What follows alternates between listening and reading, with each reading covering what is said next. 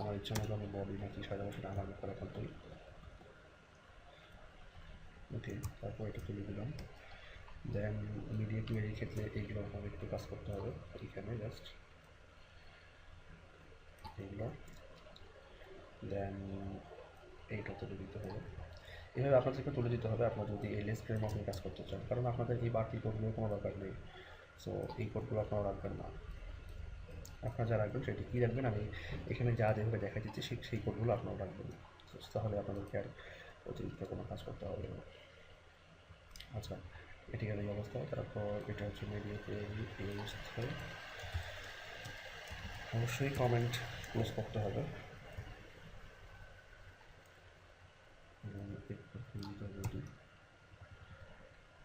তারপর এখান থেকে করে নিতে হবে, মিডিয়া কোয়েরি ক্লোজ করতে হবে।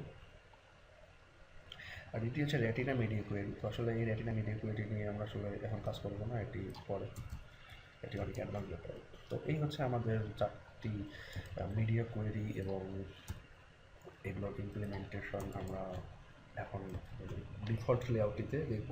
এটি হচ্ছে ডিফল্ট, এটি হচ্ছে মিডিয়া কোয়েরি হচ্ছে ট্যাবলেট ডিভাইস, এটি হচ্ছে media query for wide screen mobile, এটি হচ্ছে for narrow screen mobile set. তো ফার্স্ট অফ অল আমাদের যে কাজ সেটি হচ্ছে আমরা যখন রেসপন্সিভ ডিজাইন করবো তখন আমরা চাইবো যে আমাদের বাই ডিফল্ট যে কোডটি, সেই কোডটি যেন আমাদের রেসপন্সিভ লেআউটই থাকে এবং এই যে ডিফল্ট সেকশনে থাকে। তো ডিফল্ট সেকশনে আমরা নিয়ে এসলাম এটাকে। তো আমার ডিফল্ট সেকশনে নিয়ে আসার পরও কিন্তু এটি এখন যদি রিফ্রেশ করি তাহলে চেঞ্জ হয়ে যাবে, কারণ কি আমার রেসপন্সিভ ডিজাইনটি অ্যাড করা নেই, রেসপন্সিভ পেজটি অ্যাড করা নেই। তো আমি এখানে অ্যাড করি রেসপন্সিভ। এখন যদি আমি এটাকে রিফ্রেশ করি দেখুন অলরেডি চলে গেছে। তো এবারে আমি চাই যে আমার যে ডিফল্ট লেআউটের ইন্টারফেস ঠিক থাকবে, বাট আমি যখন এই লেআউটে আসবো, মানে আমার ট্যাবলেট লেআউটে আসবো, তখন যেন আমার সাইজটি ছোটো হয়ে যায় এবং তখন যেন এটি হয় আমার 600 পিক্সেল। তো আমি যেখানে রিফ্রেশ করি এবং এটা যদি এটা নিয়ে ছোটো করি, দেখুন এটি হচ্ছে আমার 600 পিক্সেল। তো এটি এই অবস্থায় চলে এসেছে। তো আমি প্রথমেই এইটিকেই ক্লিয়ার করে নিই যে আসলে এটি কী করতে চাই। তো যখন 600 পিক্সেল নেব আমি, তখন আমার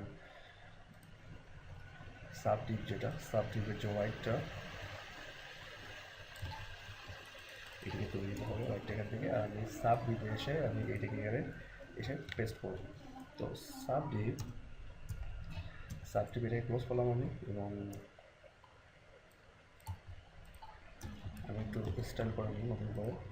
এবার আমি রিফ্রেশ করি, আমি এটাকে এমন করে দিই, হয় আমি সাইজ বাড়াই দিব, নয়তো বা আমি এখান থেকে সাইজ ছোটো করে দিব। তো আমি সাইজ বাড়াই দিই যাতে করে আমার দুটি ডিজাইন সমান থাকে। সাইজ বাড়াই দিলাম এবং আমার যে মার্জিন বটম অবশ্যই দিব 10 পিক্সেল। আচ্ছা, এটা এইভাবে করলাম আমি, এবং আমি এটা হাইট ডিফাইন করে দিই 150 পিক্সেল, 150 পিক্সেল। ওকে, তো আমি আমার ওয়াইডের সঙ্গে সঙ্গে হাইটও আমি এখান থেকে অ্যাডজাস্ট করে দিতে পারবো। তো দেখেন তারপরও এখানে আরও আমাদের দেখা যাচ্ছে যে সাইডে এক্সট্রা মার্জিন রয়েছে। তো আমি এই বটমটাকে কমিয়ে একটু অ্যাডজাস্ট করে নিই। আমার দেখতে খারাপ লাগছে নিচের দিকে, এখানে এক্সট্রা, এখান থেকে এখানে এক্সট্রা দেখাচ্ছে, তো আমি এটাকে কমিয়ে নিই। আচ্ছা, এটি পেয়ারিং থাকার কারণে আসলে এই প্রবলেমটি হয়েছে। যাই হোক, আমি এখান থেকে কপি করে নিচ্ছি এবং আমি ঠিক এখানে এসে পেস্ট করে দিব। এবং আমার যে সাবডিপ রয়েছে সেই সাবডিপ, এটাকে আমি করবো লাস্ট চাইল্ড সাবডিপ, লাস্ট অফ চাইল্ড। যদি আমি করি তাহলে মার্জিন রাইট করবো 0 পিক্সেল। এবারে যদি আমি রিফ্রেশ করি এটাকে, দেখা যাবে যে আমার এখানে লাস্ট চাইল্ড, তাহলে আমার এই মার্জিনটা এখান থেকে কেটে গিয়েছে, দেখুন এখান থেকে কেটে গিয়েছে। আচ্ছা, তো তাহলে আমি এখন রিপোর্ট করতে পারি যে আমার যে সাবডিপ আছে সেই সাবডিপের ওয়াইট একটু বাড়াতে পারি। আচ্ছা, বাড়ানো যাচ্ছে না,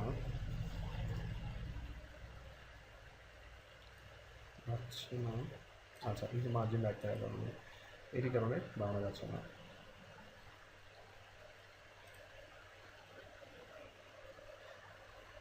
আচ্ছা, আমরা আপাতত এটি বাদ দিয়ে দিই। আমরা মার্জিনটা থাক, আমরা আমাদের মেইন যে কাজ সেই কাজটি আমরা ইমপ্লিমেন্ট করি এখানে। ওকে, তো আমরা দেখলাম যে আমাদের ঠিক যে ট্যাবলেট ডিভাইস, এই ট্যাবলেট ডিভাইসে নেওয়ার সঙ্গে সঙ্গে আমাদের এই সাইজটি ছোটো হয়ে গেল। তো আমরা যখন বড় স্ক্রিনে যাব, বড় স্ক্রিনে যাই এখন।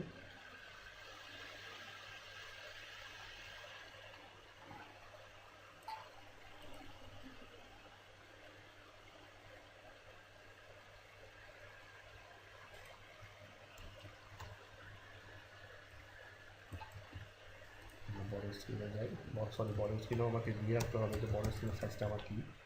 তো এটা এখানে ডিফাইন করে দিতেই হবে। এবারে যখন আমরা বড় স্ক্রিনে যাব তখন আমাদের এই ডিজাইনটি চেঞ্জ হয়ে যাবে।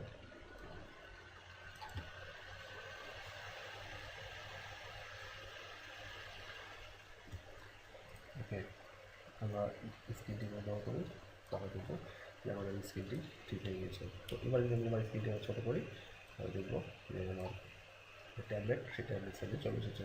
ঠিক একইভাবে, যেহেতু এটা আমার একটু ছোট্ট এক্সাম্পল, তো একইভাবে আমি এটিকে আমার ওয়াইড স্ক্রিন মোবাইলে নিয়ে যাই এবং আমার ওয়াইড স্ক্রিন মোবাইলের যে সাইজ, সেই সাইজটি আমার এখানে দেওয়া আছে 480 পিক্সেল। তো আমি এখানে দিলাম যে 400 পিক্সেল।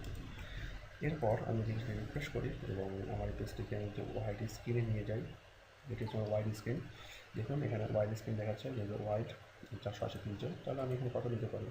আমি চাই যে আমার ওয়াইড স্ক্রিনে পুরো উইন্ডো জুড়ে এক একটা ডিভিশন থাক। তো আমি এখানে বাড়াই।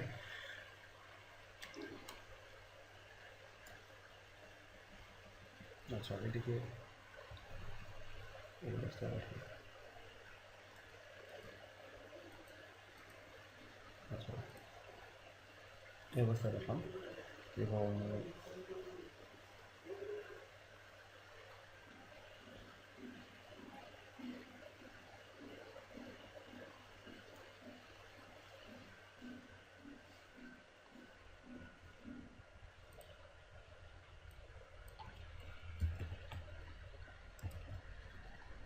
আমার আরেকটি কাজ করতে হবে, সেটি হচ্ছে যে ফন্ট সাইজ এবং মার্জিন টপ, এই পুরো ডিভিশনটাকে এখানে কপি করে দিতে হবে।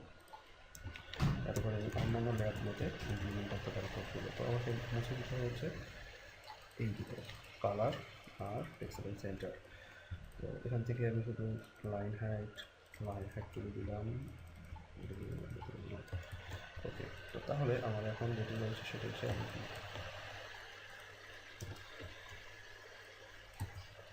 এবং ঠিক পরেরটি। ওকে, তাহলে আমি যখন রিফ্রেশ করি তাহলে আমি এখন পিকেও ডিজাইন করতে পারবো। এখান থেকে পিকেও ডিজাইন করতে পারবো। সাইজ দেখি বড় করতে পারছি, মার্জিন টপ নিয়ে বানাচ্ছি। আচ্ছা, এই বড় তুলি এবং ঠিক এটিকে কপি পেস্ট করতে পারছি। আচ্ছা, রিফ্রেশ দুইটাকে আমি রিফ্রেশ দিয়ে এখানে আমার ডিজাইনটি দেখা যাচ্ছে। আচ্ছা, এখন আমি যদি ন্যারো স্ক্রিনে যেতে চাই, যে আমার ন্যারো স্ক্রিন কোথায়? আমার ন্যারো স্ক্রিন ঠিক উপরেই আছে, ন্যারো স্ক্রিন। তো ন্যারো স্ক্রিনের সাইজ হচ্ছে কি 320। তো আমি এখানে দিচ্ছি যে 320, আর এখানে রিফ্রেশ করি এবং আমি যদি আমার পেজটি ছোটো করি, এটা হচ্ছে ন্যারো স্ক্রিন। যেহেতু ন্যারো স্ক্রিন এটা, সেহেতু এখানে আমার শুধুমাত্র 300 দিলেই কাজ হয়ে যাবে, 300। এবং অন্যান্য যে ইফেক্টগুলো রয়েছে আমার এখানে মনে করেন দিলাম 20 দিলাম, এখানে আমি কমিয়ে দিলাম এটাকে 50 দিলাম এবং আমি রিফ্রেশ করি। তো এখানে 60 পিক্সেল থাকার বেটার মনে হচ্ছে, 60 পিক্সেল যাচ্ছে এখানে এবং আমি এটাকে রিফ্রেশ করছি, তাহলে আমার এটি দেখা হচ্ছে অনেকটি। তো তাহলে আমার এটা হচ্ছে ন্যারো স্ক্রিন, এটা হচ্ছে ওয়াইড স্ক্রিন, এটা হচ্ছে ট্যাবলেট, আর এটি হচ্ছে আমার ফুল স্ক্রিন। তো ট্যাবলেটে একটু প্রবলেম আছে আমার, সেই প্রবলেমটা আমি এখানে সলভ করে আমি দেখতেছি।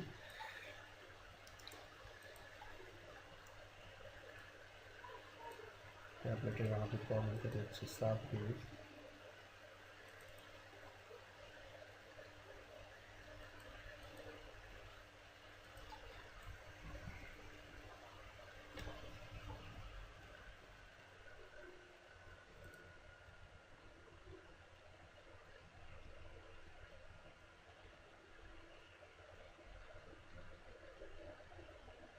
আচ্ছা, মার্জিন বটম এখান থেকেও এটাকে ইমপ্লিমেন্ট করে দিতে হবে। আমরা ইমপ্লিমেন্ট করে দিই সাব দিয়ে মার্জিন বটম, পরে আমরা যখন একটা বড়ো করবো তখন দেখতে পারি যে সাব এখানে আসলে এটি এখানে দেওয়া ঠিক হবে না, খারাপ দেখাচ্ছে। আমরা মার্জিন বটম এখানে দিলাম আর মার্জিন রাইট এখানে 0.0 হয়। আমরা জাস্ট এখানে ইমপ্লিমেন্ট করতেছি, এখানে আসলে এক্সাক্ট কী রেজাল্ট দিবে জানি না, তো এখানে ইমপ্লিমেন্ট করলাম।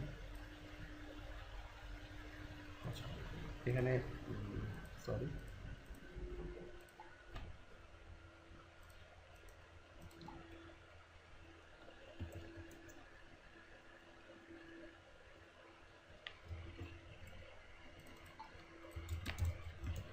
এখানে এটি আমাকে নিয়ে আসতে হবে, মার্জিনটা 10.0 তুলে দিয়ে দেওয়া, যেহেতু আমরা এটিকে বাই ডিফল্ট সাইজটিকে আমরা ইমপ্লিমেন্ট করতে চাচ্ছি। সো আমাকে এটি নিতে হবে, এটি করে নিতে হবে এবং সাবটিপ এখানে নিতে হবে। সরি এখানে না, এখানে নিতে হবে। আচ্ছা, তো এবারে আমি রিফ্রেশ করি এটাকে এবং আমি একটু চেঞ্জ করে দেখি ব্যাপারটা কী হলো এখানে।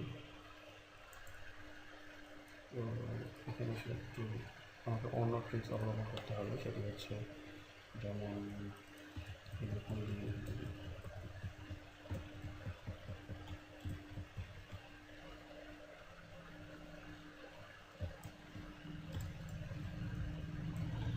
এবং এখানে এসে থাকে। আর আমি জাস্ট এখানে